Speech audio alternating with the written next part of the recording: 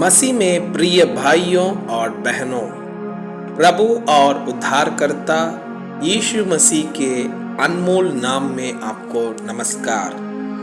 आज का पवित्र बाइबल पाठ कार्यक्रम का उद्देश्य प्रत्येक व्यक्ति के जीवन में नियमित और सुधारात्मक बाइबल पढ़ने की आदत स्थापित करना है। हमारे वीडियो प्रतिदिन प्राप्त करने के लिए कृपया हमारे चैनल को सब्सक्राइब करें और नोटिफिकेशन आइकॉन भी दबाएं।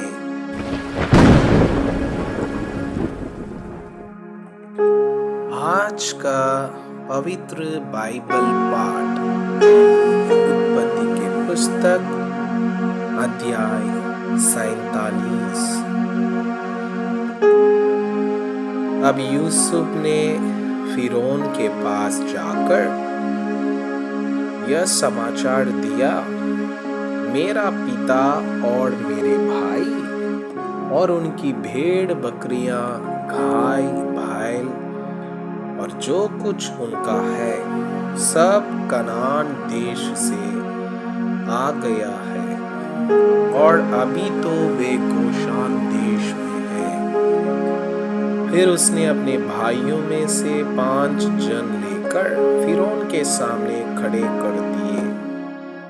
फिरौन ने उसके भाइयों से पूछा, तुम्हारा उद्यम क्या है? उन्होंने फिरौन से कहा, तेरे दास चरवाहे हैं और हमारे पुरखा भी ऐसे ही रहे।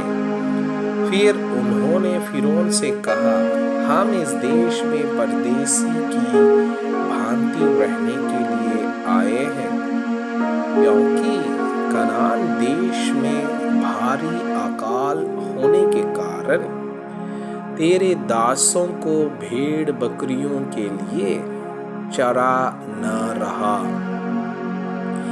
इसलिए अपने दासों को गोशेन देश में रहने की आज्ञा दे।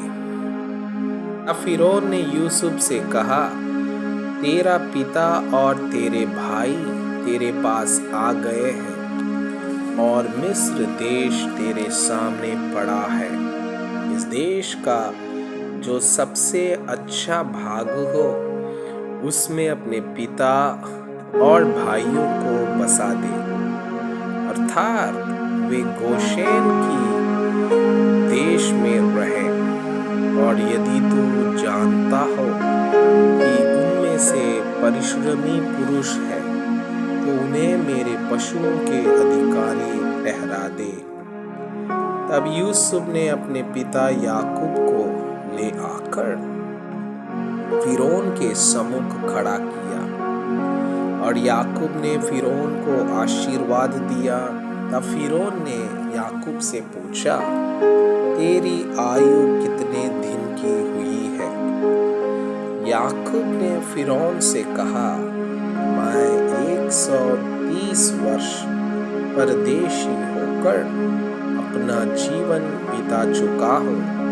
मेरे जीवन के दिन थोड़े और दुख से भरे हुए भी थे और मेरे बाप दादे परदेशी होकर जितने दिन तक जीवित रहे उतने दिन का मैं अभी नहीं हुआ। और याकूब फिरौन को आशीर्वाद देकर उसके सम्मुख से चला गया। तब यूसुफ ने अपने पिता और भाइयों को बसा दिया और फिरौन की आज्ञा के अनुसार मिस्र देश के अच्छे से अच्छे भाग में अर्थात रामसेस नामक प्रदेश में भूमि देकर उनको सौंप दिया। और यूसुफ अपने पिता का और अपने भाइयों का और पिता के सारे घराने का एक एक के बाल बच्चों की गिनती के अनुसार भोजन दिला दिलाकर उनका पालन पोषण करने लगा। अकाल और यूसुफ का प्रबंध। उस सारे देश में खाने को कुछ ना रहा, क्योंकि अकाल बहुत भारी था और अकाल के कारण मिस्र और कनान दोनों देश त्रस्त हो गए और जितना रुपया मिस्र और कनान देश में था सबको यूसुफ ने उस अन्न के बदले जो उनके निवासी मोल लेते थे इकट्ठा करके फिरौन के भवन में पहुंचा दिया।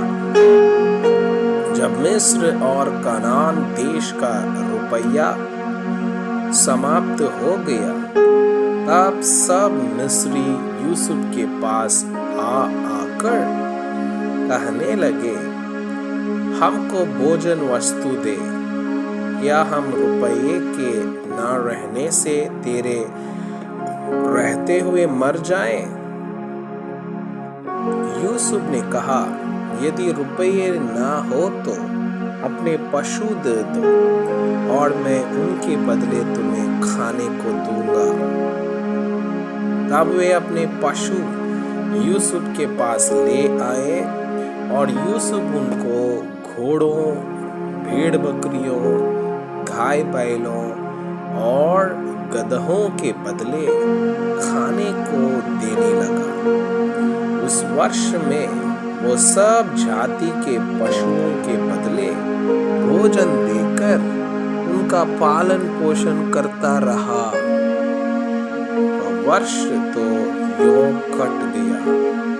तब अगले वर्ष में उन्होंने उसके पास आकर कहा, हम अपने प्रभु से ये बात छिपा न रखेंगे कि हमारा रुपया समाप्त हो गया है और हमारे सब प्रकार के पशु हमारे प्रभु के पास आ चुके हैं। इसलिए हम हमारे प्रभु के सामने हमारे शरीर और भूमि छोड़कर और कुछ नहीं रहा। हम तेरे देखते क्यों मरे और हमारी भूमि क्यों उजड़ जाए? हमको और हमारी भूमि को भोजन वस्तु के बदले मोल ले कि हम अपनी भूमि समेत फिरौन के दास हो और हमको बीज दे कि हम मरने ना पाए वरन जीवित रहे और भूमि ना उजड़े। तब यूसुफ ने मिस्र की सारी भूमि को फिरौन के लिए मोल लिया, क्योंकि उस भयंकर अकाल के पड़ने से मिस्रियों को अपना अपना खेत बेच डालना पड़ा। इस प्रकार सारी भूमि फिरौन की हो गई और एक छोर से लेकर दूसरे छोर तक सारे मिस्र देश में जो प्रजा रहती थी उसको उसने नगरों में लाकर बसा दिया, पर याजकों की भूमि उसने मोल ना ली, क्योंकि याजकों के लिए फिरौन की ओर में नित्य भोजन का बंदोबस्त था और नित्य जो भोजन फिरौन उनको देता था वही वे खाते थे। इस कारण उनको अपनी भूमि बेचनी ना पड़ी। तब यूसुफ ने प्रजा के लोगों से कहा, सुनो, मैंने आज के दिन तुमको और तुम्हारी भूमि को भी फिरौन के लिए मोल लिया है। देखो, तुम्हारे लिए यहाँ बीज है, इसे भूमि में बो और जो कुछ उपजे उसका पंचमांश फिरौन को देना, बाकी 4 अंश तुम्हारे रहेंगे कि तुम उसे अपने खेतों में बोओ और अपने अपने बाल बच्चों और घर के अन्य लोगों समेत खाया करो। उन्होंने कहा, तूने हमको बचा लिया है, हमारे प्रभु के अनुग्रह की दृष्टि हम पर बनी रहे।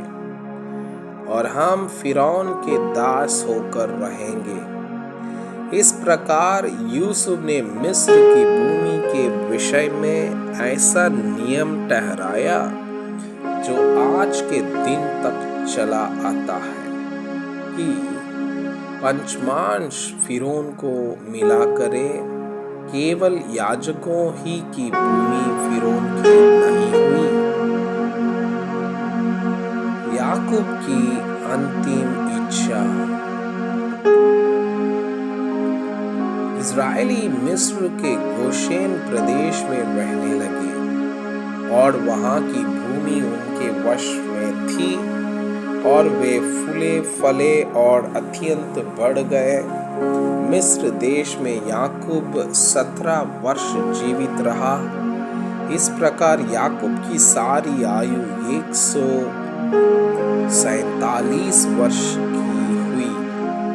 जब इस्राएल के मरने का दिन निकट आ गया, तब उसने अपने पुत्र यूसुफ को बुलवाकर कहा, यदि तेरा अनुग्रह मुझ पर हो तो अपना हाथ मेरी जांघ के नीचे रख कर शपथ खा के तू मेरे साथ कृपा और सच्चाई का यह काम करेगा कि मुझे मिस्र में मिट्टी ना देगा।